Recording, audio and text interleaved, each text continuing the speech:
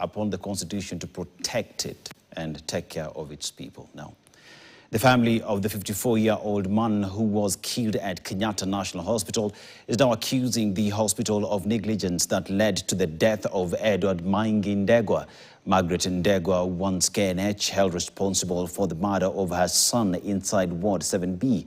She claims that her son would be alive today had the hospital taken measures including not allowing a murder suspect, Kennedy Tole, to roam freely inside wards. Here's Gloria Milimo with that story.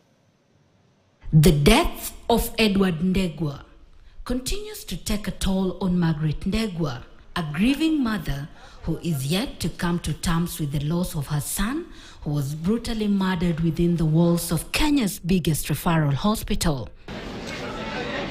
His only crime being admitted in the now infamous Ward 7B of the facility, whose walls have lately witnessed chilling murders of helpless patients.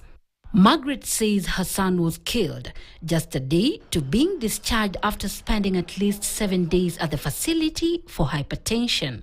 My question is, where is my justice going to come from? My son is dead.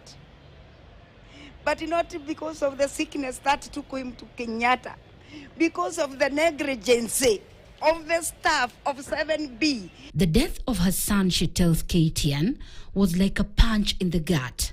A man whose vitals were stabilizing, found in a pool of blood with a slit throat. A tragedy that was not anticipated.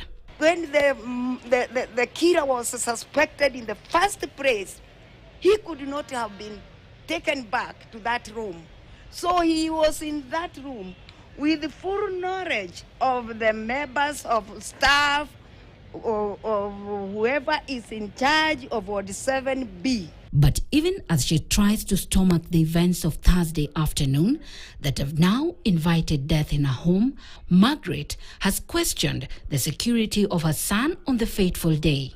Murder suspect Kennedy Tole executed the murder without being noticed by the staff on duty that day. Her questions have put a spotlight on the facility that has yet again come under scrutiny over the safety of its patients. Kennedy Tole, whose identity is also in question, is said to have been flagged as a murder suspect in a previous similar incident that left another male patient dead. But even so, he allegedly continued to move freely within the hospital. Margaret now wants KNH held responsible for her son's gruesome death. My problem with the Kenyatta Hospital administration, with the CEO of Kenyatta Hospital, with the security racks, in the Kenyatta Hospital, where people go unconscious. That criminal is given a residence inside a ward of helpless people. In a statement to newsrooms, KNH had stated that the facility was forced to continue housing the suspect pending directions from investigative agencies. When they are saying that he had a mental problem, Kenyatta Hospital is not a mental hospital. There is a government hospital, Mathare Hospital.